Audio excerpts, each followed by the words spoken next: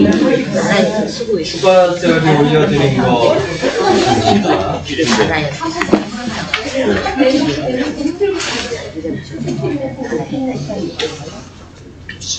없죠?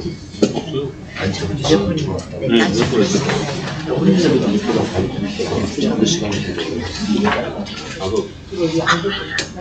등기사항 증명서 집합 건물입니다. 집합 건물 등기 보실 때 표제부 두 곳 있는지 먼저 확인을 하셔야 되고요. 첫 번째 표제부, 두 번째 표제부. 첫 번째 표제부 일동의 건물의 표시 표제부. 이게 건축물 대장에서는 3호 서식으로 연결되고, 두 번째 표제부인 전유 부분의 건물의 표시 표제부는 건축물 대장에서 5호 서식으로 전유부라고 연결됩니다. 그리고 입체적으로 보셔야 된다고 말씀드렸죠. 일동의 건물 밑에는 토지 전체의 개요를 나타낸 대지권의 목적인 토지의 표시란이 있어야 되고, 전유 부분의 건물의 표시에는 그 구분 소유권의 객체가 되는 소위 전용 면적에 해당하는 대지권 비율, 대지권의 표시란이 있어야 되는데 그게 안 보입니다. 일단은. 근데 대지권이 없다라고 위험하다고 할 수도 없는 거고요. 토지 등기 확인하시면 되는데, 자, 1페이지 보십니다. 경기도 의정부시 고산동 영번지라고 되어 있어요. 영번지입니다. 그리고 주의사항에 이 부동산은 건물 표시 변경 사건 접수번호 118204 또 건물 표시 변경 사건 접수번호 118204 똑같아요. 이게 표제부 두 곳이기 때문에 똑같아도 두 번 표현을 해야 되겠죠. 표제부 생성된 날이 2020년 11월 18일입니다. 소재지번, 건물 명칭 및 번호란에도 의정부시 고산동 영번지라고 되어 있고, 도로명 주소는 서광로 210. 이 페이지에 대지권의 목적인 토지의 표시란을 보시면 소재지번에 945번지거든요. 945번지가 있는 여긴 0이에요. 지금은 이게 정리됐겠죠. 11월 25일에 얼마 안 됐습니다. 한 달이 채 안 됐는데, 이 당시 열람할 당시에 0번지로 하면 이 등기 안 나옵니다. 등기 없음이에요. 945로 해도 없음이에요. 도로명 주소로만 해야 이 등기가 나왔어요. 그러니까 공적 정보가 이런 거예요.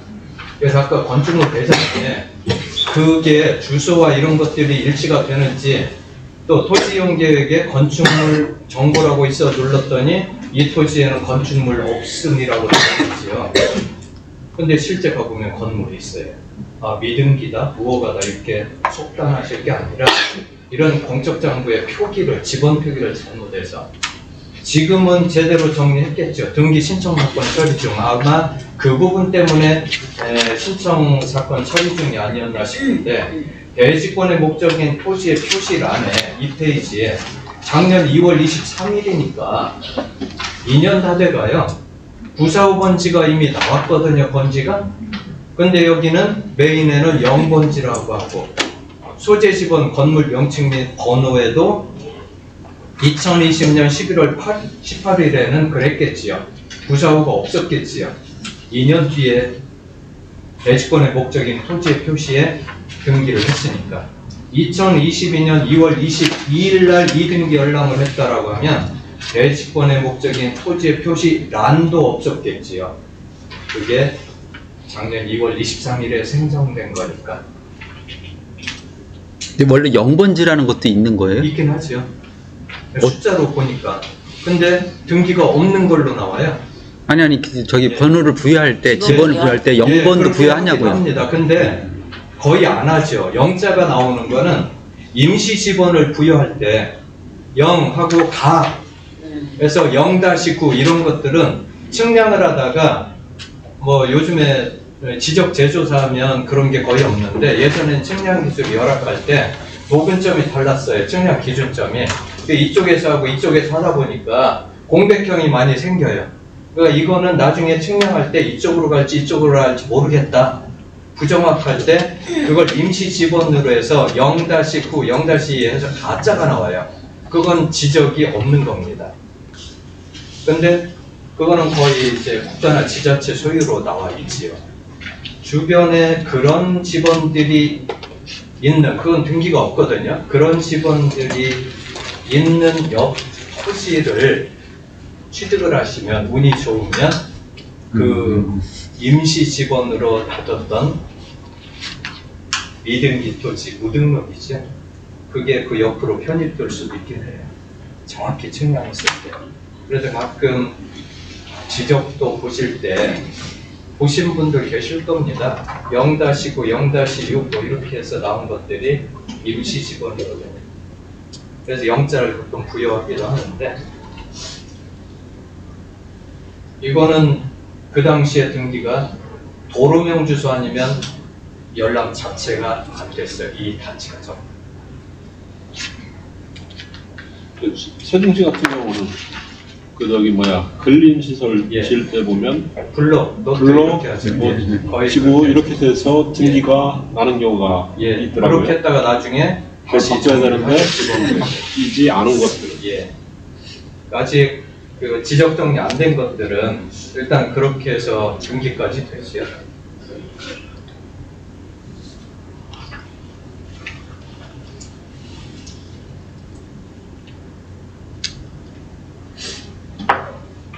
이 페이지에 보시면 소유권 보존 등기 명의자가 DB산업개발 주식회사입니다. 근데 여기 의정부시 고산동, 의정부 고산 대방 노블랜드 에듀파크 아파트 왜 이렇게 길어요?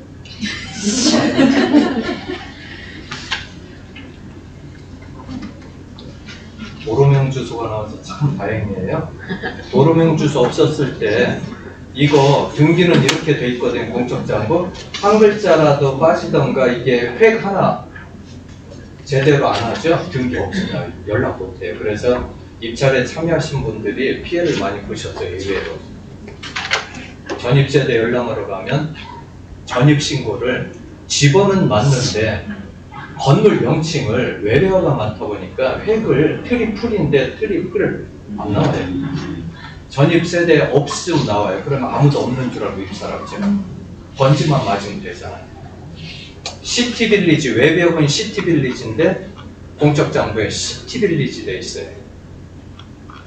그래서 외벽대로 가서 전입신고를 하고 거기 사신 분이 다세대 주택 경매가 나왔는데 입찰에 참여할 분들이 시티빌리지 둘 다 했어야 돼요. 외벽으로 한번 해보고 실제 공적장부를 해야 되는데 공적장부만 가지고 시티빌리지 하니까 안 나옵니다. 전입세대 없습니다 했어요. 임차인이 시티빌리지를 해놨어요. 그게 대법원까지 갔거든요. 그 집행관이 공적장부에는 시티빌리지고 그리고 건물 외벽에 시티빌리지면 조금 더 신중히 현황조사 가서 전입세대, 주민등록 현황 조사할 때 두 가지로 해서 제대로 좀 해놨으면 입찰에 참여할 사람들이 참고했을 건데 공적장부만 보고 시티라고 해서 없다라고 0으로 임차인 없음이라고 해놓은 거 매각물건 명세서 작성에 중대한 하자가 있다라고 소송을 해서 대법원까지 갔는데 패소했습니다. 집행관이 외벽까지 봐가면서 공적장부만 제대로 확인을 해서 그대로 주민등록 확인하면 됐지 외벽에 시티빌리지인지 트리플인지 풀인지 이것까지 하면 잘 의무는 없다 해서 패소했습니다. 입찰자가. 지금 도로명 주소가 있어서 건물 번호가 있으니까 참 다행이에요.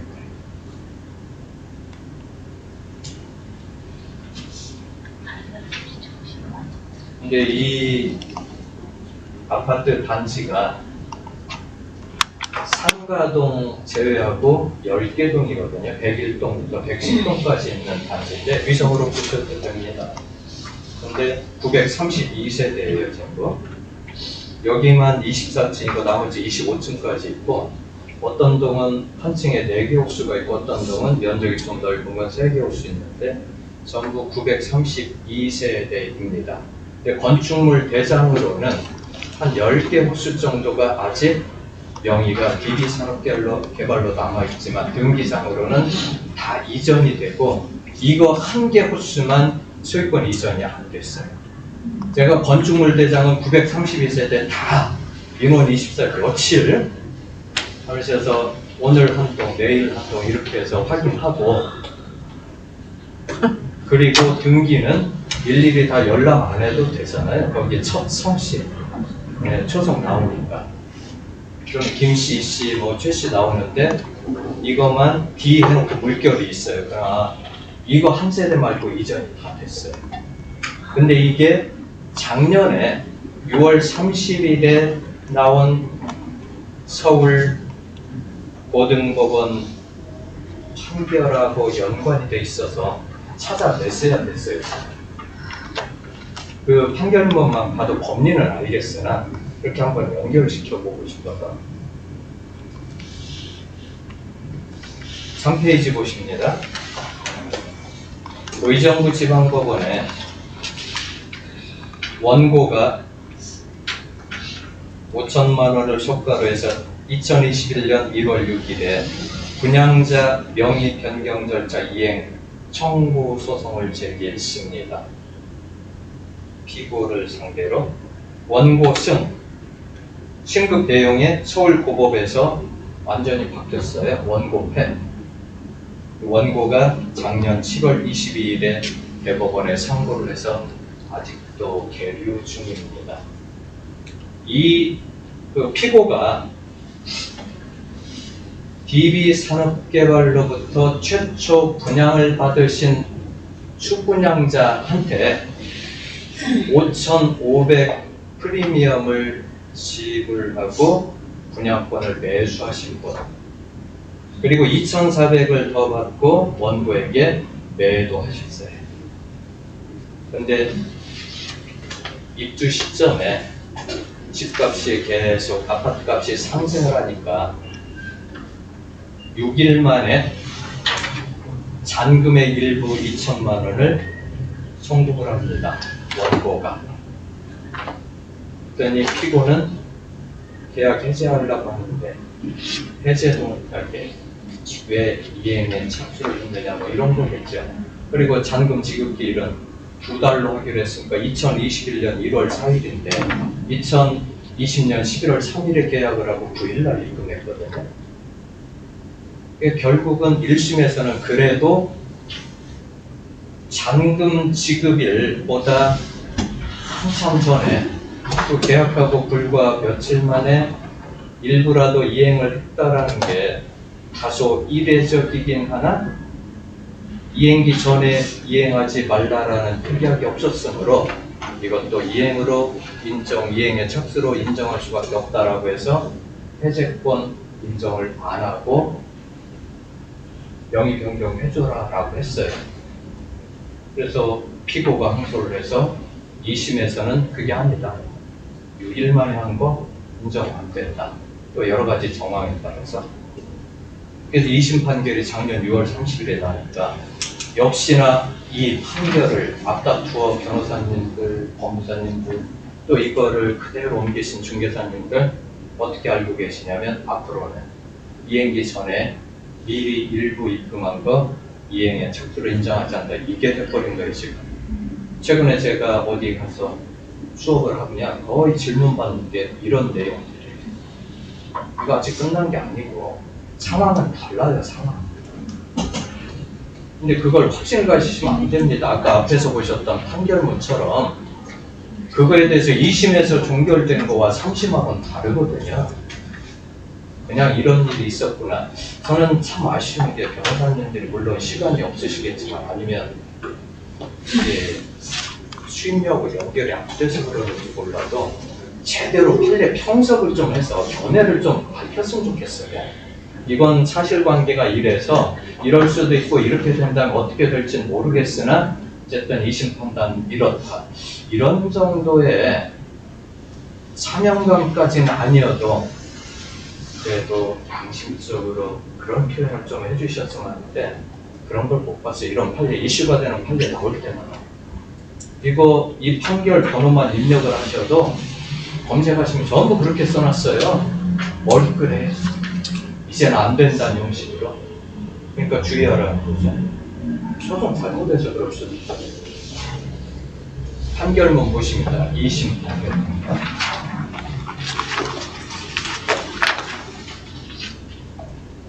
이 판결문만 나왔어요. 그리고 제가 여기 계신 분들한테 이게 선물이에요. 판결문 검색하시면 전부 이렇게 나오고 그 변호사조차도 소송 수행한 당사자가 아니면은 원고가 누군지 피고가 누군지 몰라요. 그리고 이걸 알아야 그 아파트 동호수 1심 판결. 근데 1심 판결에는 72점 아까 면적 그거밖에 안 나와요. 전용 면적. 그러니 그거 가지고 의정부로 74.1209 이거에 해당하는 아파트 면적 다 찾다 보니까 여기까지 작년 판결 나온 뒤로 짬나는 대로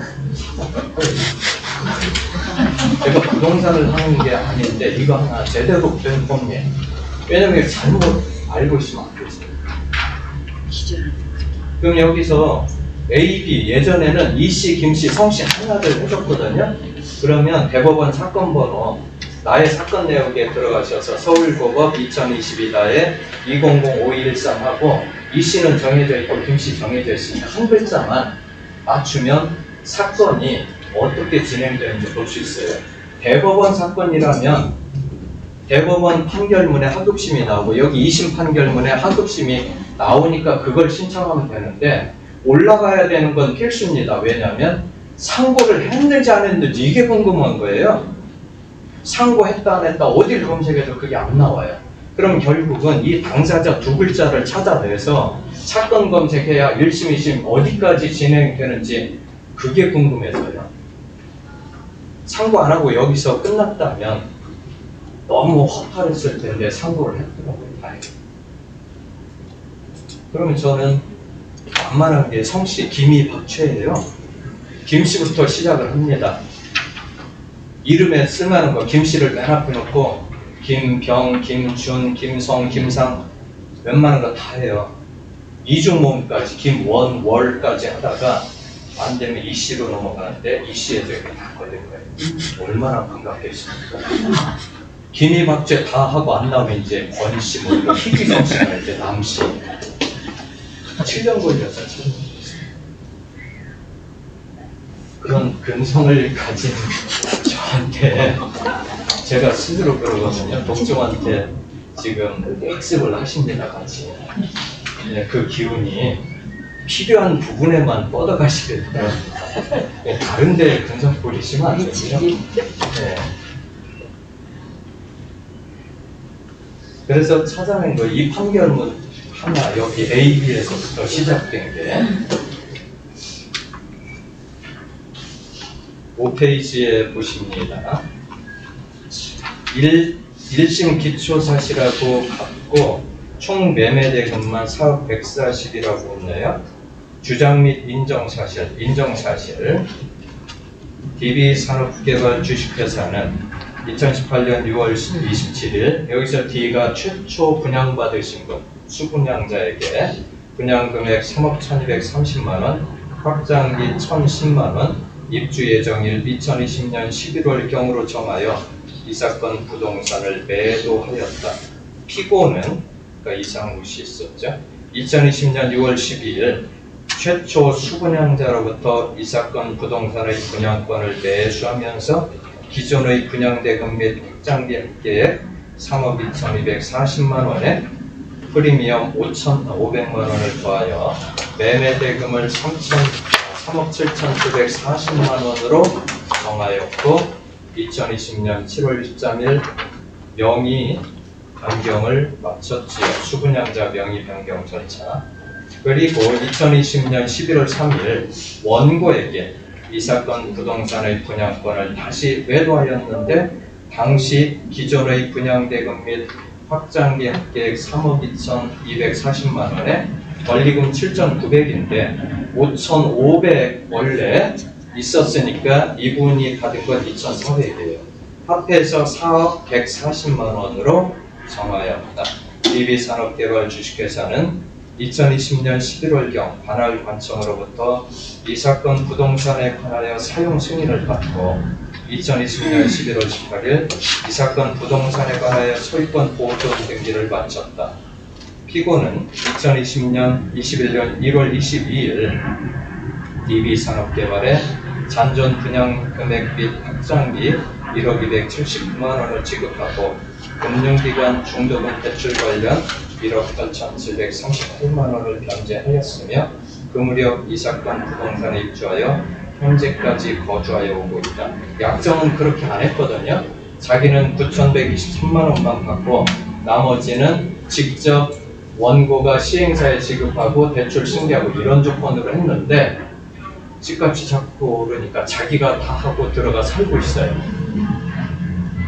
그렇게 해서 분쟁이 되고 청구 원인에 대한 판단, 위인정 사실에 의하면 피고는 특별한 사정이 없는 한 원고에게 이 사건 계약에 따라 이 사건 부동산에 관하여 수분양자 대장상의 수분양자 명의 변경 절차를 이행할 의무가 있다. 여기에 피고 매도인의 항변입니다. 항변에 대해서 판단. 피고 매도인은 이 사건 계약의 해약금 조항에 따라 원고에게 계약금의 대액을 공탁하여 이 사건 계약을 해제하였으므로 이 사건 계약은 2020년 12월 1일 적법하게 해제되었다고 항변하고 이에 대하여 원고는 다시 재항변을 하기를 피고가 위와 같이 이 사건 계약 해제의 의사표시를 하기 전인 2020년 11월 9일 피고에게 잔금의 일부를 이행하여 이행에 착수하였으므로 피고의 이 사건 계약 해제의 의사표시는 효력이 없다고 주장한다. 살피건대 위인정 사실과 앞에서 본 증거들의 결론 전체의 취지를 종합하여 인정되는 다음과 같은 사실 및 사정들이 1, 2, 3, 4로 나눠져 있습니다. 글에 비추어 볼 때 원고가 2020년 11월 9일 피고에게 2천만 원을 송금하였다는 계약금 2천만 원 다음에 중도금 없이 잔금으로 하기로 했거든요. 그 잔금 3억 8,140만 원 중에 2천만 원을 먼저 송금을 한 거예요. 잔금 일부로. 이 송금하였다는 사정만으로 피고의 약정 해제권 행사에 영향을 미칠 수 없고 이 사건 계약은 매도인인 피고가 2020년 11월 23일 매수인인 원고에게 계약금의 대액을 상환하여 이 사건 계약을 해제하겠다는 의사를 표시하고 2020년 12월 1일 피공탁자를 원고로 하여 6천만 원, 계약금 2천만 원에 대액이니까 4천에 잔금 일부 들어온 2천하고 6천을 전액 공탁함으로써 적법하게 해제되었다고 봄이 타당하다. 이 6줄이 원심의 요지예요. 근데 이렇게 판단한 요지는 1번부터 이런 사정들에 비추어서니까 도대체 어떤 사정들에 의해서 이렇게 했는지 보시는 거죠. 부괄식이냐 개괄식이냐 이 문제예요. 연역법이냐 귀납법이냐 어떤 건지 잘 보시면 되겠죠. 이 사건 계약 제2조는 매수인이 매도인에게 중도금이 없으면 잔금을 지불하기 전까지는 매도인은 계약금의 대액을 상환하고 매수인은 계약금을 포기하고 이 계약을 해제할 수 있다라고 명시하고 있는 바 위와 같은 해제권 요구 조항은 민법 제565조의 해약금 조항과 그 취지를 같이 하는 것이다.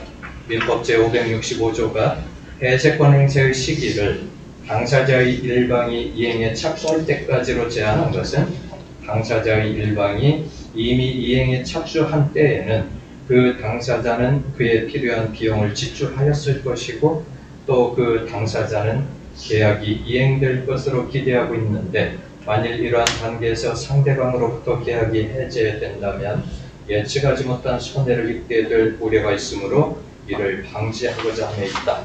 자, 두 번째 사정요.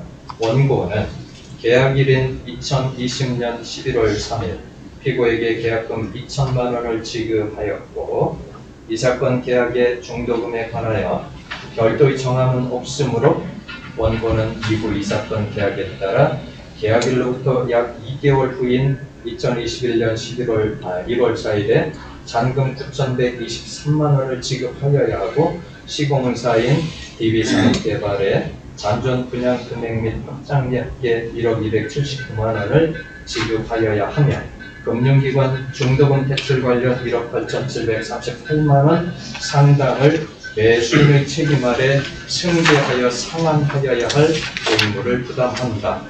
원고는 2020년 11월 9일 피고에게 2천만 원을 송금하였으나 이로써 원고가 이 사건 계약의 잔금을 지급하여 이 사건 계약의 이행에 착수하였다고 보기 어렵다. 그 문맥 좀 잘 보세요. 계약의 잔금을 지급하여 계약의 이행에 착수하였다고 보기 어렵다. 이 문맥 잘 기억을 해두십니다. 저는 이게 모순인 것 같은 생각입니다. 원고가 계약일인 2020년 11월 3일로부터 불과 6일 후인 2020년 11월 9일 피고에게 위 2천만 원을 송금하였는데 이를 전후하여 피고 또는 피고 측 대리인에게 이 사건 계약에 따른 잔금 등 지급 의무를 이행한다는 취지를 전혀 고지한 바 없고 위 송금 당시 거래 명목란에도 축생신이라고만 입력하였다. 이거는 이유가 별수 오타로 봐야 되죠. 그리고 성명권을 행사해서 이게 뭔 얘기냐 물어봤어야죠. 항상. 그 예시문 하다가 잘못할 수도 있고 이거 2천을 모르는 사람한테 매도인에게 감사하다고 송금했다면 이거 중요하잖아요. 세금 내야 될 문제. 이걸 확인을 안 했다는 게 재판부에서. 그랬어야죠. 축생신이라고는 하였으나 피고가 주장을 했겠죠. 이거는 이러이러한 사정으로 오기로 보인다 또는 뭐 이런 배척을 했었어야 돼요. 이걸 울 제7호점 피고가 제시한 증거를 채택을 했다는 얘기예요. 그걸 체증 법칙이라고 하는데 증거 채택. 입니다. 이제 이래서 제가 채증이. 그거는 이제 어이 채증이고 증거를 채택하는 걸 채증이라는데 국어사전에도 없어요. 근데 가끔 대법원 판결문 보시면 체증 법칙 위반했다라고 나오는 문구가 있습니다. 자, 이런 거 보면 재밌습니다. 원고가 2020년 11월 9일 피고에게 송금한 2천만 원은 원고가 출연 의무를 부담하는 나머지 금액 대비 약 5.2%에 불과하다. 이 사건 계약에 의하면 잔금일은 2021년 1월 4일로 정하되 시공사 일정 및 상호 협의 아래 앞당겨질 수 있도록 되어 있다. 합의가 아니라 협의란 문구를 썼습니다. 분명히 다르죠, 의미가. 합의는 의사의 일치지만 협의 과정만 진행이 되고 결론이 꼭 합의에 이르지 못해도 인정될 수 있는 게 오호한 거예요. 양해각서 이런 것들 너무 믿으시면 안 되는 게. 그런데 기록상 이 사건 계약일로부터 불과 며칠 만에 시공사 일정에 어떠한 변경 사유가 발생하였는지에 관하여 아무런 주장 및 증거 자료를 찾아볼 수 없다. 또한 피고는 원고가 위 2천만 원을 일방적으로 송금한 사실을 알게 된 직후부터 수차례에 걸쳐 원고 또는 피고 측 대리인에게 이를 방한하여 주겠다고 고지하였음에도 원고가 이를 거절하였고 계약일로부터 28일 후로서 잔금 지급일까지 이 34일이 남은 시점인 2020년 12월 1일 피고가 계약금의 대액을 포함하여 6천만 원을 청탁하고 계약 해제의 의사표시를 하였는가. 이러한 사정들에 비춰볼 때 원고와 피고의 상호 협의 아래 잔금 지급일이 앞당겨졌다고 볼 수도 없다. 이 사건 부동산은 DB산업개발이 신축하여 2020년 11월경 사용 승인을 받고 2020년 11월 18일 DB산업개발 명의로 소유권 보존 등기를 마친 신축 아파트에 속하는 구분 소유물인 바 신축 아파트 입주민들의 입주가 시작되어 지속적으로 그 시세가 상승하고 있었다. 원고와 피고는 이 사건 계약 당시 해제권 유보 조항을 명시함으로써 잔금 지급일까지 상호간 계약 해제권이 보장되는 사정을 충분히 인식하고 있었다고 보이고, 원고가 2020년 11월 3일 피고에게 지급한 이 사건 계약금 2천만 원은 총 매매대금 대비 5%에 불과하여 시세 상승 정도에 따라서는 매도인인 피고가 보다 수월하게 약정 해제권을 행사할 가능성 또한 충분히 인지하고 있었다고 판단된다. 여기에 상호 협의하에 잔금일을 앞당길 수 있다는 약정 조항은 문헌상으로도 매수인이 일방적으로 잔금일을 앞당길 수 없다는 의미로 해석되는 점까지 하여보면 원고와 피고는 이 사건 계약의 잔금일을 2021년 1월 4일로 정함으로써 시공사 일정 및 상호 협의가 이루어지는 등의 특별한 사정이 없는 한 위 잔금일 전에는 매수인이 일방적으로 이행에 착수하지 아니하기로 하는 특약을 하였다고 봄이 상당하다. 앞에서 본 바와 같이 원고가 계약일로부터 불과 6일 후에 2019년 11월 9일, 2020년 못하네요.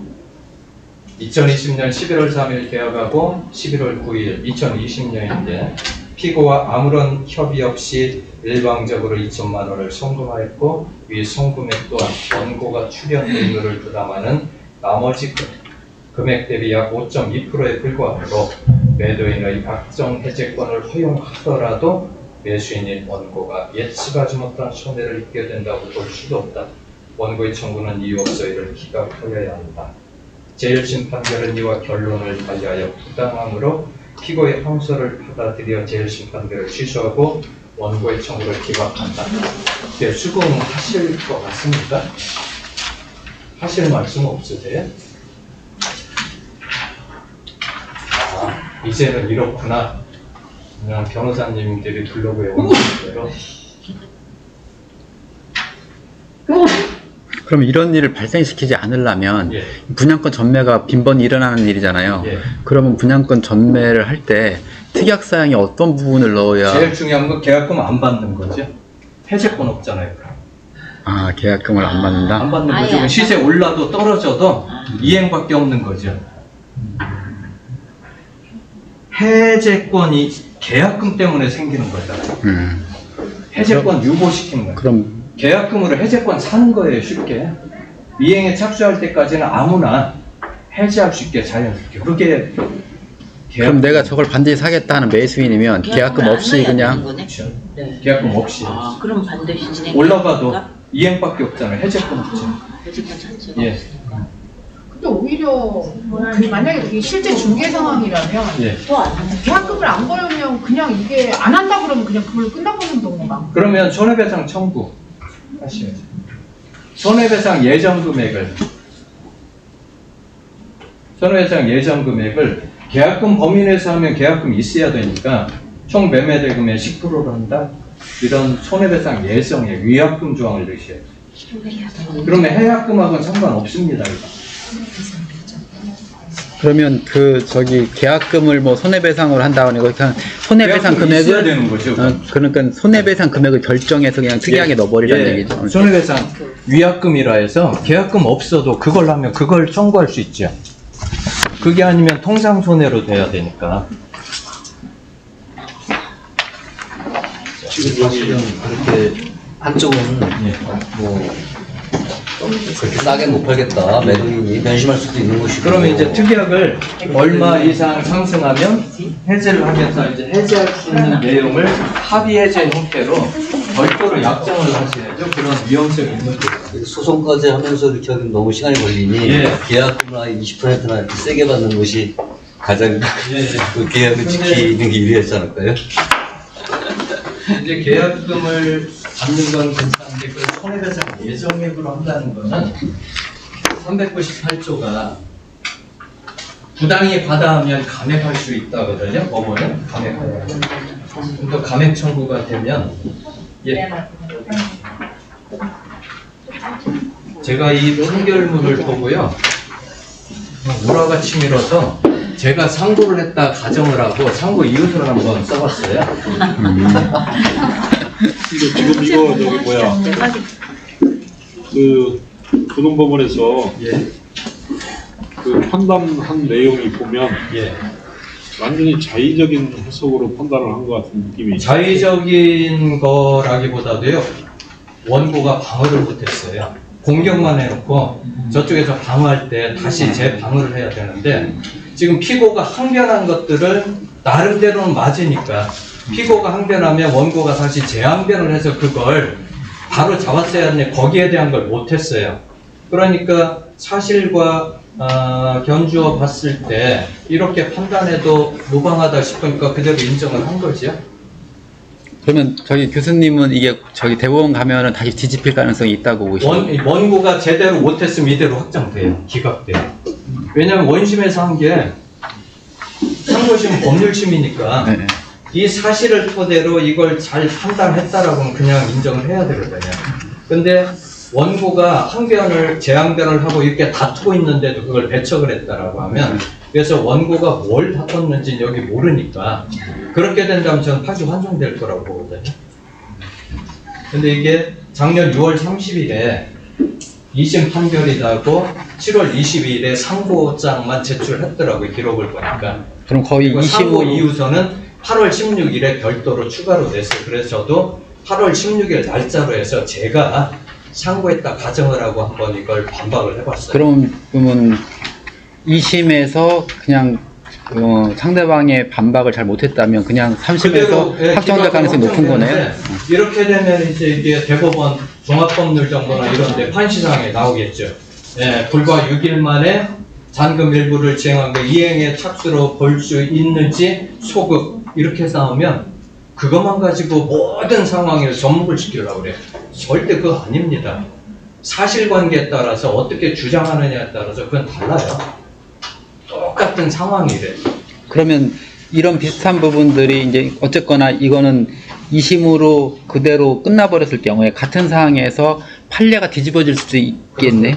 나중에. 이건 얼마든지 이건 확정될 수 없어요. 제가 한번 같이 검토를 하신 뒤에 아까 판결문하고 어떻게 대응을 하셔야 되는지 그걸 좀 보실 수 있을 것 같아요. 이게 제가 카페에는 안 올렸습니다. 좌측 상단에 요지, 상고이유서 요지인데 학습용이라고 했지요. 예. 카페에는 없어요. 대법원에 상고를 했기 때문에 상고 심 사건 번호가 있지요. 2022가에 256624고 내년쯤에는 나오겠지요. 지금 작년 7월에 상고했으니까. 원고 피고 정해져 있고 위 사건에 관하여 상고인 원고는 다음과 같이 상고 이유를 게시합니다. 세 가지로 제가 반박을 해봤습니다.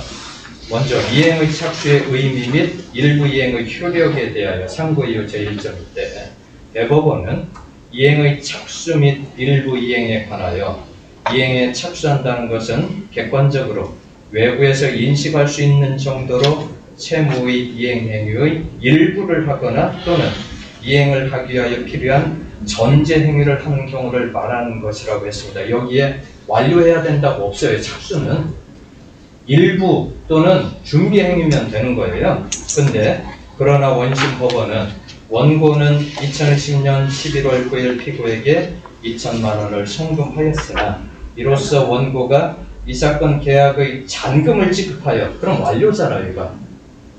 이 사건 계약의 이행에 착수하였다고 보기 어렵다. 그래서 저는 사실심 같았으면요, 좀 완료와 착수도 구분 못하느냐 이러고 싶었어요. 사전적으로도 완료와 착수, 그 공사를 만약에 여기서 말하는 거면 공사 착수한다고 그러죠. 착공. 완공된 걸 착공이라고 해야 돼요. 텃밭이 시작한 거를 착공이라 하면 안 되고, 여기서는 지금 잔금을 지급해야 하니까 일부가 아닌 전액 완료를 전제로 하고, 내심 아니었어도 표현해서 잔금을 지급하여 이행에 착수하였다고 보기 어렵다. 이건 잔금을 지급해야만 이행에 착수다 이렇게 본다는 얘기니까 일부 이행이라는 대법원의 법리하고 다른 거잖아요.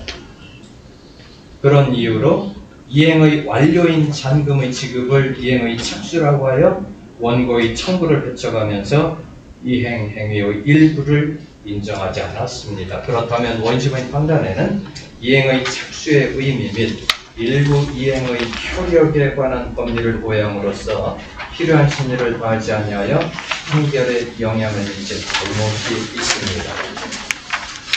자, 두 번째, 이 사건 분양권 매매계약서죠. 이 사건 계약서상 해제권 유보 조항의 해석에 대하여 이행의 착수는 그 이행기의 약정이 있는 경우라도 당사자가 채무의 이행기 전에는 착수하지 아니하기로 하는 특약을 하는 등 특별한 사정이 없는 한 이행기 전에 이행에 착수할 수 있다고 할 것입니다.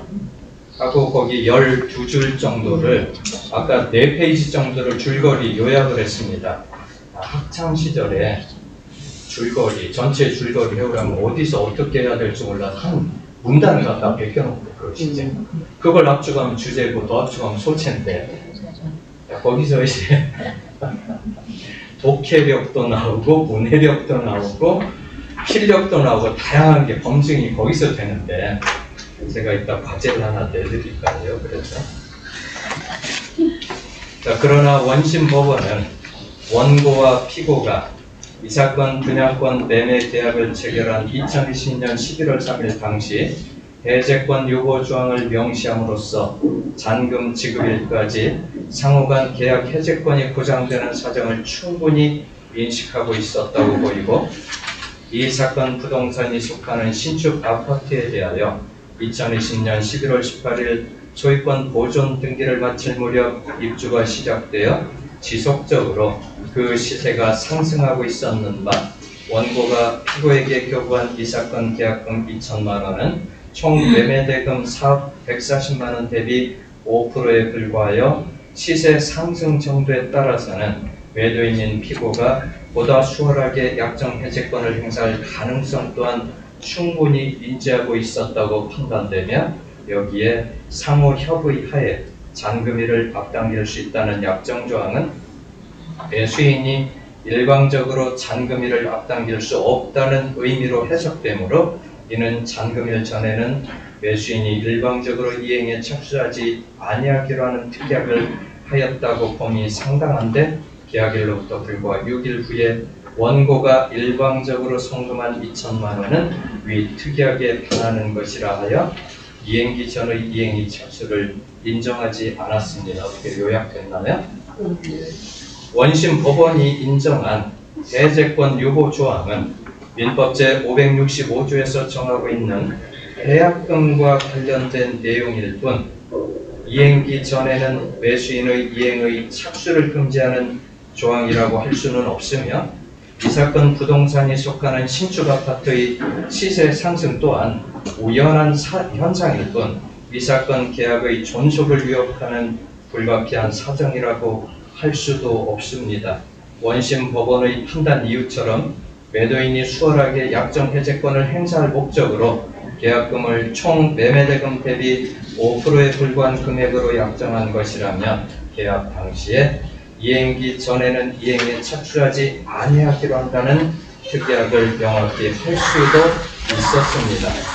유상계약에서 계약금 계약을 하지 않는다면 시세가 상승하더라도 계약금에 관한 해제권 행사를 할 수 없으므로 해제권을 보장하기 위하여 계약금 계약을 하였다면 특약이 정령 명확한 내용인지 더욱 엄격히 심리하여야 할 원심 법원이 상호 협의하에 잔금일을 앞당길 수 있다는 모호한 약정 조항을 매수인이 일방적으로 잔금일을 앞당길 수 없다는 의미로 해석하여 매도인의 해제권을 인정하면서 계약일로부터 불과 6일 후에 원고가 일방적으로 송금한 것을 특약 위반이라고 판단하였습니다. 원고가 이행기 전에 이행에 착수한 것은 피고의 해제권을 상실시키려는 의도가 아니라 이 사건 계약을 적극적으로 유지하려는 의지였을 뿐인데 이행기 전 이행의 착수 금지를 약정한 사실도 없는 이 사건 계약을 위반하였다는 원심 법원의 판단은 부당합니다.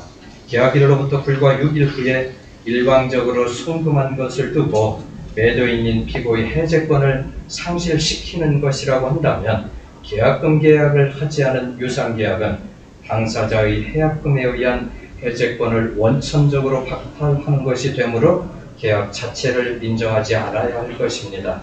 원심법원의 판단에는 처분 문서인 이 사건 계약서상 해제권 유보 조항의 해석에 관한 법리 및 이행기 전에는 이행에 착수할 수 없는 특별한 사정에 관한 법리를 오해함으로써 판결에 영향을 미친 잘못이 있습니다. 세 번째, 출연 의무와 이행 의무의 부담에 관한 법리에 대하여 원심법원은 원고가 계약일로부터 불과 6일 후에 피고에게 송금한 2천만 원은 원고가 출연 의무를 부담하는 나머지 금액 3억 8,140만 원 대비 약 5.2%에 불과하므로 매도인의 해제권을 허용하더라도 매수인인 원고가 예측하지 못한 손해를 입게 된다고 볼 수도 없다고 하였습니다. 그러나 원심법원이 원고의 출연 의무가 있다고 판단한 금액 3억 8,140만 원 중 원고가 피고에게 이행할 금액은 9,123만 원이고 잔존 분양 금액 및 확장비 1억 279만 원은 원고가 시공사에 직접 이행하기로 약정한 금액이므로 피고에게 부담할 의무도 아니며 또한 금융기관 중도금 대출 관련 1억 8,700만 원 상당 금액은 매수인인 원고의 책임 아래 승계하여 상환해야 할 의무이므로 원고에게 의미가 없는 금액이 아니며 원고가 추가로 송금한 2천만 원은 원고가 피고에게 직접 이행 의무를 부담하는 금액 9,123만 원 대비 약 22%에 해당한다고 할 것입니다. 이행의 착수 인정 시기 또는 일부 이행의 범위 등에 관하여 당사자가 별도 약정을 하지 않는 한 이행기 전 이행의 착수 또는 일부 이행의 비율 등은 의무를 이행함에 있어 아무런 장애가 될 수 없다고 할 것입니다. 그렇다면 원심의 판단에는 출연 의무와 이행 의무의 부담 및 일부 이행의 시기와 범위에 관한 법리를 오해함으로써 판결에 영향을 미친 잘못이 있습니다. 이상의 상고 이유를 면밀히 검토하시어 원심 판결을 처리하여 주시기 바랍니다.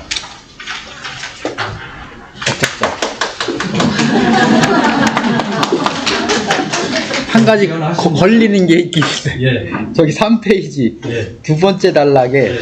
원고가 이행하기 전에 이행에 착수한 것은 피고의 해제권을 상실시키려는 의도가 아니라 예. 이 사건 계약을 적극적으로 유지하려는 의지였을 뿐인데가 예. 조금 판사가 보면 걸릴 것 같은 둘 다 욕심이 많아요. 지금 둘 다. 둘 다 욕심이 많은데 그래도 계약 유지해야 내가 취득하니까. 요거를 좀 더 부드럽게 문구를 좀 아니 바꿨으면. 이렇게 좀 저는 원심이 너무 불만족스러워서 제가 이렇게 한번 제가 상고했다 가정을 하고 한번 해봤어요. 한번. 2심에서 원고가 이런 항변을 했었어야 됩니다. 했더라면 원심 판사들이 놓고 봤겠지요. 이런 대법원 판례도 있구나. 똑같은 대법원 판례를 인용을 했어요. 근데 어떤 부분이냐면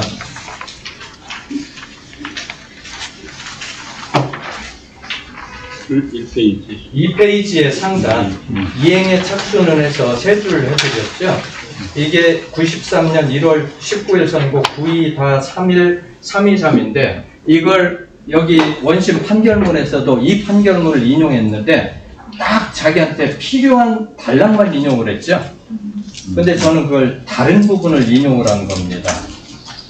똑같은 판결문에서도 7페이지죠. 아까 원문의 판결문 7페이지 보시면 민법제 565조가 해제권의 행사 시기를 당사자의 일방이 이행에 착수할 때까지로 제한한 것은 해서 이 부분인데 거기에 똑같은 판결문에 이 내용도 있거든요. 뭘 주장하고 뭘 방어를 하고 다시 재항변하고 여기에 따라서 그걸 놓고 판단을 하는 거니까 원심에서 이렇게 했는데도 이런 판단을 했다면 이거 파기 환송돼야 될 거라고 저는 장담을 하고 원심에서 원고가 이런 주장을 못했다면 이건 기각될 것 같아요. 참고 원심에서 나름 원고가 제대로 방어를 못했고 항변 못했고 피고가 한 거는 그런 대로 인정할 만하면 기각되지요. 그럼 이게 확정 판결이 되면서 이제는 어떻게 나오냐면 대법원 판결에 이렇다. 6일 만에 든 거 이행의 착수를 인정 안 한다가 돼버리는 거예요. 결론이. 근데 대법원의 상고유서를 쓸 때는요. 예. 2심에서 법리로 따졌던 부분에 대해서만 그렇죠. 해야 되는 거예요. 그래서 추가할 제가 수는 없는 여기 거예요. 감정을 다 못 쏟아놨어요. 그냥 그 법리만 지적을 해야 돼요. 이 부분은 그래 대법원 판결이나 법조문 이거 어떤 부분의 해석이 잘못됐다. 아니면 이렇게 주장했는데도 그걸 심리를 하지 않았다. 그런 부분을 할 수 있는데 제가 심리를 어떻게 했는지 새로운 법리를 적용하지 못한다는 이야기죠. 그렇죠. 예. 거기 이미 주장했던 게 배척이 된 것만 그것만 해볼 수 가지고 있는 다쳐야 되는 예, 거죠. 법률심이거든요. 그래서 1심, 2심에서 다 쏟아 놓으셔야 됩니다. 증거가 새로 나와도 결국은 변호사 잘 만나야 되네요. 근데 지금까지 보신 사건들 보시면 그렇지 않은 것들이 많아서 그래서 여기서 2심이 만약에 인용이 된다고 하면요. 예. 그러면 이제 해제권이 발생한다고 보는 것일 것이고. 그 사건만 적용시키셔야 돼요. 저는 이거 일반화 시키면 안 되고 이게 지금 일반적으로 돼야 될 것 같아요. 대법원으로. 예. 지금 이 상태에서 원고가 1, 2심에서 이런 주장을 못해서 2심 판결이 저렇게 나왔다면 3심에서도 사실관계하고 판단 내용 보니까 잘했다라고 기각을 시켜요, 상고. 그럼 그게 확정이 되면서 판결 요지나 판시사항은 그렇게 한두 줄 나온다니까요. 아니 근데 이제 상고를 해서 대법원에서 판결이 예. 만약에 이제 2심을 인용을 하게 되면 그러면은 하여튼 6일 지나서 잠금 넣은 것이 이제 그 해제권이 있다라고 그렇게 결론이 나온다니까. 그러면은 이제 그런데 해제권 인정이 될 수도 있다는 얘기 아니에요, 그죠? 사안이 다르잖아요. 이 주장을 못했잖아요. 그 이전에 대법원 일반- 판결들만 잘 활용을 했어도 2심에서 패소할 수가 없어요. 근데 이제 그 보통 우리가 판결을 할 때요. 예. 그 판사들은 어쨌거나 예. 그 판례를 중시해가지고 전의 예. 판례를 그러니까 중시하잖아요. 판례를 중시하는데 피고가 같은 사건에 관련된 대법원 판결문을 가지고 자기한테 유리한 부분 발췌해서 인용을 했잖아요. 그럼 이 반대도 발췌해서 원고가 또 항변을 했어야죠.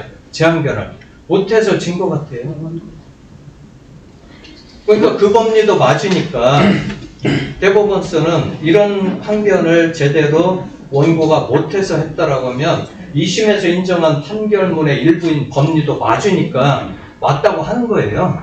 결국은 판사는 원고나 피고가 주장하는 거에 대해서만 그렇죠. 판단을 심판의 하는 기량이 어떻든 본인은 다른 것 쪽으로도 생각을 해도 그건 변론주의 위반이에요. 원고나 대리만이 피고가 없어요. 주장하지 않으면 그거를 예, 판사가 할 수 있는 거는 아까처럼 축생신 뭐냐? 성명권. 내가 이걸 이해를 못하겠다. 정확히 좀 해명하라. 해석을 하라. 성명권. 그런 건 할 수 있는데 이걸 또 이렇게 하면 되는데 왜 이걸 반격을 안 해 못해요? 변론주의 위반이에요. 제가 우려하는 부분들은 어쨌거나 내용은 사실 이게 이런데 실질적으로 어쨌거나 대법원까지 가서 2심이 인용됐어요. 예. 그러면 결과적으로 해제권이 있을 수 있다라고 판단이 된다면 예. 앞으로 문제 상황에서 예. 우리가 뭐 맨 처음 났을 때 이제 실질적으로 나 이렇게 해제하겠다 가능하다. 그렇게 보통 소비자들은 예. 일반인들이 인지할 거잖아요. 예. 그런 판례가 있으니까 그렇죠. 그리고 그런 것을 통해서 나중에 똑같은 상황이 발생했을 경우에 예. 또 그 판사들은 어쨌거나 그런 판례 선례가 있기 때문에 참고는 할 거니 예. 어쨌거나 논란의 소지는 제가 보기엔 예, 그것으로 있습니다. 인해서 그 분명히 그렇게 가요. 그거를 누군가가 지금 앞으로 이거가 기각되면 이제 확정이 되겠죠. 대법원에서 이 판결문을 인용을 해서 소송을 제기를 할 겁니다. 매도인 측에서 해제됐다고 아니면 방어를 하거나 그렇게 됐을 때 그 상대편에서 이런 주장을 하면 판사는 이제 다시 봐야 돼요. 근데 이런 주장을 못 하죠. 그럼 그대로 확정이 되겠고 아니면 이런 주장을 하잖아요. 그리고 계속 지금 이 사건이 확정된 것만 변호사가 주장을 하면 대법원에서 그거와 관련된 판결 말미에 원고 또는 피고가 주장하는 그 판례는 이 사건과 사안을 달리한다 한 줄로 정리해줘요. 그리고 만약에 이제 그 3심에서 이걸 3심으로 올려가지고 3심에서 해제권이 인정이 되지 않는다라고 이렇게 판결이 되면 예. 우리가 이제 지금까지 이제 판례를 볼 때는 그렇게 보는 것이 맞다고 이제 생각을 예. 하는데 그럴 경우는 만약에 해제를 하려면은 계약금의 배액을 상환하고 그 다음에 소송으로 판결을 받아야 되나요? 아니요. 지금 해제권이 이행에 착수하기 전까지만 하면 되니까 예. 바로 배액 상환하면 되죠. 아니 근데 착수를 이미 했잖아요. 했으면 배액 상환으로 해제권 자체가 없는 거죠. 그러면은 그거를 만약에 그거를 해제권 인정 못 하겠다 하니까 다투는 거죠. 그러면 그럴 경우는 만약에 이제 해제를 그래도 하고 싶다라고 하면 어떻게 하부의 해제밖에 없죠. 합의 해제밖에 없다. 예. 아니면 상대가 이행하지 않길 바라야 되는데 채무 불이행으로 인한 법정 해제인데 확실히 이행하고 있잖아요. 하루라도 안 할 말 되죠. 없지. 거기 상호 협의하에 예. 잔금일을 앞당길 수 있다. 예, 그거 우리가 사실 뭐 중개사무소에서는 넣지. 합의하여라는 말은 안 쓰고 협의하여 이런 식으로 예. 실제로 많이 씁니다. 예. 그런데 상호 협의를 과연 했는가? 예. 여기 보면 그 재판부에 쓴 거 보면 한쪽에 보면 예, 잔금 등 뭐 지급 의무를 이행할 취지를 고지한 바가 없고 예, 송금 당시 거래 명령은 축성사실이라고 했다고 하는데 예. 그걸 받자마자 만약에 매도인이 예. 당신 왜 이렇게 빨리 하냐? 난 이거 이때까지 이행하라고 한 적 없다. 이행은 받아들이지 않겠다라고 얘기할 수 있었던 거 아닌가요? 아니 이 금액을 그래서 공탁을 지금 하면 이게 시작된 거죠. 그러니까 그러니까 제가 여쭙고 예. 싶은 것은 그걸 상호 지금- 합의라는 말이 아니라 상호 협의라는 말을 했다 하더라도 예, 그러니까 매수인이죠. 매수인이 일방적으로 협의 없이 딱 돈 보내버리고 그걸 예. 잔금의 이행이라고 예. 보기에는 주장하는 것인데 그것이 정말 맞느냐? 예. 그에 대해서 좀 생각해 그런 부분도 있는 거 아닌가요? 있고 여기서 보시면 문맥이요. 상호 앞당겨야 한다. 그렇게 해서 상호 협의하에 한다가 아니라 있다라고 했어요. 그쵸. 의무 규정. 안 할 수도 있다는 얘기로 반박할 수도 있는 내용이에요. 그래서 그거보다도 상호 협의보다도 이행기 전에는 착수하지 않는다가 가장 명확한 거예요.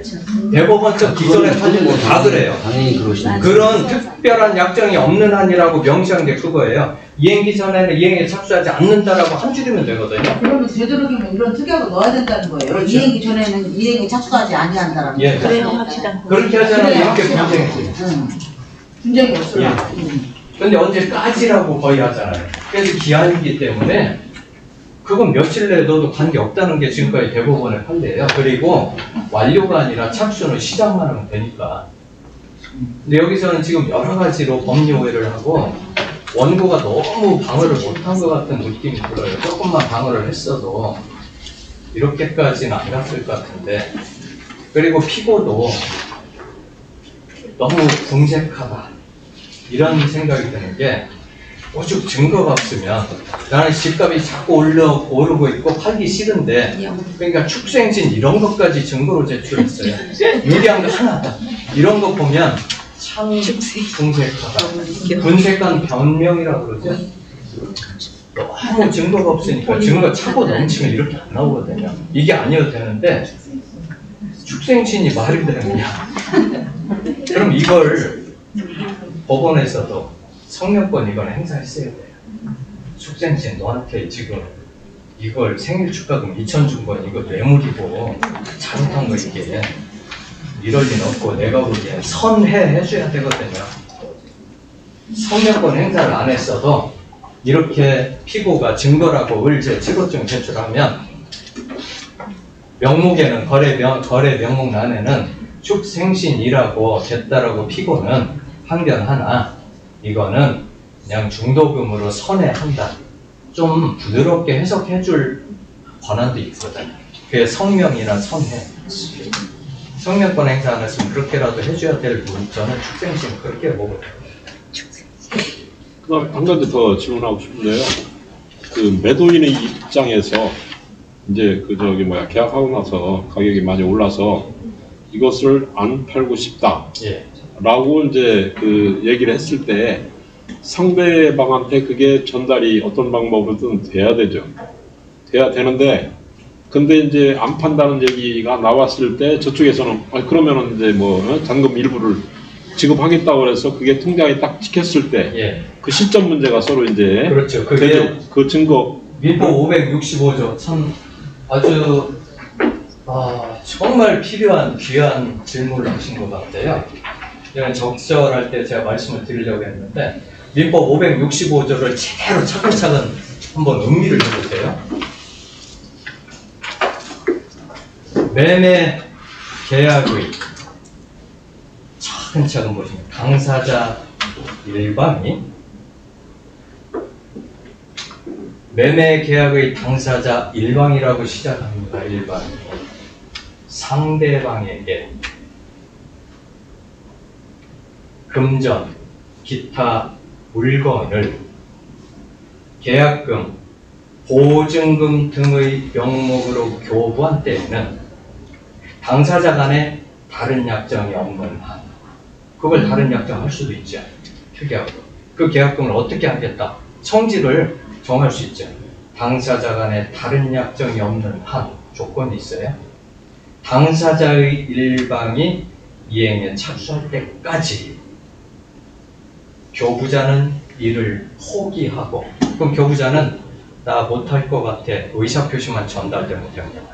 근데 그 뒤가 중요하죠. 수령자는 그 배액을 상환하여 매매계약을 해지할 수 있다. 의사표시가 중요한 게 아니라 상환이 중요합니다. 요물성이에요.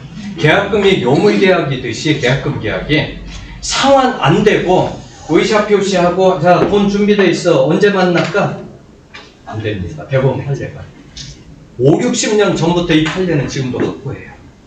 매도인이, 즉 수령자가, 계약금의 수령자가 배액을 상환하여 해제하고자 할 때는 상환이 안 됐으면 이행의 제공이라도 하라고 하거든요. 그건 또 뭔 말인가 싶으시죠? 공탁하는 거예요? 공탁도 아니요. 의무 이행과 이행 제공은 다릅니다. 점유 취득 시효와 시효 취득이 다르듯이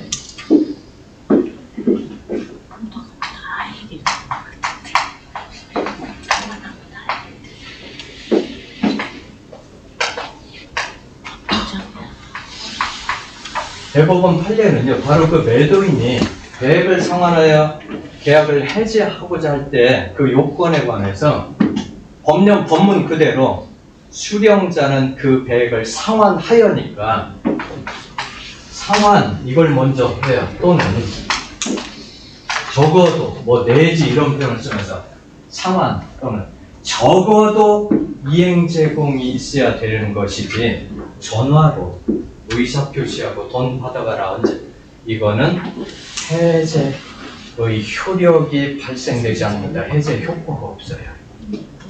자, 상환은 제가 이거 돌려드립니다. 받으셨어요. 상환이에요. 돌려드리러 갔어요. 거부하십니다. 이걸 왜 가져? 이행 제공. 이걸 이행 제공이에요. 과죠. 현금 들고 갔어야 돼요. 아니면 송금을 했어야 돼요. 그거와 함께 의사표시는 나중에 해도 돼요. 그러면 공탁도 의사표시 먼저 하고. 근데 공탁도 공탁할 이행 제공- 필요도 없다고 그래요. 있다고? 변제 제공을 했는데 안 받아서 공탁을 하면 변제 제공과 변제 공탁으로 분리가 되거든요. 변제 제공이면 됐지 공탁할 필요까지는 없다. 그러면 내가 돈 들고 갔어를 나름대로 증거로 남겨야 되는 그러면 거겠네. 이행 제공으로 봐서 상환까지는 아니어도 해제 효력 발생한 거예요. 전화 가지고 돈 준비됐어. 언제 만날까? 받으러 오라니까 왜 안 와? 사람 참 이상하네. 이런 거 안 된다. 근데 실질적으로는 그 매도인이 상환을 하기가 어려울 뿐더러 매수인 입장에서는 매도인의 안 만나고 계좌번호를 있어요. 알고 있기 때문에 네. 그냥 돈을 그러면 써버리거든요. 그리고 문자 보내시면 되죠. 의사표시는 부수적인 거, 의사표시는 요건이 아닙니다. 거기서. 왜냐하면 법문에 그러려면 다른 약정을 하라는 거예요. 아까 당사자 간에 다른 약정이 없는 한 계약을 해지하고자 할 때는 반드시 만나서 내용 증명 우편으로 보낸 후에 하여야 한다라고 하면 그게 약정이 있잖아요. 근데 그런 약정도 없었습니다. 당사자 간에 다른 약정이 없는 한이니까 없었어요. 이행에 착수 안 했습니다. 그때까지 상환하여니까 의사표시하라는 얘기 아니에요. 돈만 들어갔으면 돼요. 어떤 근데 형태로. 돈을 넣을 수 있는 방법이 계좌번호로 없다라는 거죠. 계좌번호를 모르기 때문에. 요즘에 저기 뭐죠? 카카오. 카카오가 그러니까 이제 문제는 실제로 이제 그런 사례가 계좌 있는데 다 폐쇄시켰어도 카카오 송금으로 가면 근데 됩니다. 이제 저쪽에 그 사람이 안 열어봐도 안 열어봐도 예. 매수 그거 받는지 못하는 사람들도 증거는 많아요. 남잖아. 증거는 이건 남잖아. 상환이 상환이 완료돼야 한다면 판례가 여기까지 완화를 안 시키죠. 제공이 되는 전문도 보내는데 그 수령이 안 돼도 된다는 얘기예요. 제공만 있는데. 이행 제공 과정이니까 수령으로 완전히 보려면 상환하여야 한다로 됐죠. 근데 대법원 판례는 적어도 이행 제공. 그러니까 돈 들고 갔는데 심지어 대법원 판례에 만나기로 한 날 돈 들고 갔는데 안 나왔어요. 그래도 이행 제공이 있었다고 봤습니다. 그러니까 이제 7월 3일 날 만나기로 했어요. 매도인이 그 전에 전화를 해서 자, 해지할 건데 했더니 매수인이 그래 그러면 언제 만나지? 7월 3일 약속을 했어요. 돈 들고 갔습니다. 매도인의 대리인이 안 나왔어요. 그리고 5일 날 잔금을 다 공탁을 해버렸어요. 그리고 이게 그 다음에 14일 날 이쪽에서 이제 공탁을 한 거죠. 배액을. 그래서 3일과 5일과 14일 3일이 인정된 거예요. 갔는데 안 나왔잖아요. 돈 들고 갔는데. 근데 이제 실질적으로 이제 어떤 문제가 생길 수가 있냐면 판 사람 입장에서는 그거를 이제 이행을 이제 제공한다고 그러죠. 상환을 이제 하는데 방법은 이제 부동산을 통해서 그거 계약 해지하고 싶다라고 얘기를 하면은 저쪽에서는 그냥 써버리면은 결국은 파는 사람 입장에서는 당할 수밖에 없다. 그래서 만약에 계약을 해지하고 싶으면 일단 그러면 돈부터 계획을 카카오톡이든 뭐든 미리 보내놓고 그렇게 하고서 회사 PC해야겠네. 돈 가는 게 요물성이에요. 네. 매도인도 그래야 해제 효과가 생긴다고. 해제 못하고 함부로. 예. 그래서 판례들이 그거와 관련된 판례가 어떤 게 많냐면요. 계약금으로 자 10억짜리 좀 크게 할까요? 100억짜리 계약하실까요? 가상이 이제 100억. 빌딩. 자, 100억짜리 계약을 하면서 계약금으로 10억을 교부를 했습니다. 매수인이. 그 매도인이 수령했어요. 매도인이 해지하겠다고 하면서 의사표시를 먼저 했어요. 그리고 10억을 더 해서 20억을 반환해야 되는데 12억만 반환을 하니까 매수인이 소송을 해요. 나머지 8억 달라고. 대법원까지 가면 패소해요. 의사표시로는 해제 효과가 없는데 그럼 12억 줬다고 해서 해제가 안 된 건데 왜 8억 잔금을 달라고 하느냐. 100% 패소입니다. 그렇게 하시려면 이행을 해야 돼요. 아직 해제권이 행사만 한다고 말로만 했지 해제 효력이 발생이 안 됐으니까 매수인은 이행에 착수하고 안 넘겨주면 소송합니다.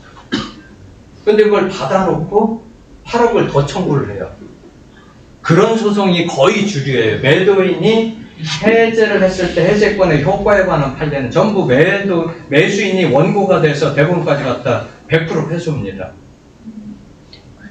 해제는 인정할 테니까 돈 달라? 그렇게 하면 안 되고 합의 해제를 해서 계약을 다시 하시라는 거예요. 그리고 나머지 청구하면 돼요. 돈을 그냥 받으시면 안 됩니다. 매수인은. 그래? 해제권 인정할게. 계약서 다시 쓰면서 계약의 해제 계약을 하시는 거예요. 자, 이전에 있던 계약을 20억을 받고 해제하기로 한다. 우선 12억 주고 8억은 언제까지 준다. 이렇게 하면 8억 청구하면 승소인데 12억 준 거를 받고 나머지 8억 왜 안 줘? 소송을 하죠. 해제 효과가 있어야 8억이 청구권이 있는 거지요. 그게 배액을 상환하여 해제한다는 그 문구. 근데 일상적으로는 그렇게 안 하시죠. 근데 해제 계약을 쓰려고 해도 매도인이 거기에 응하지 않으면 그 예. 계약을 할 수가 없잖아요. 해제 예. 계약을. 예. 그러면 계약이 이행으로 가야 되는데 예.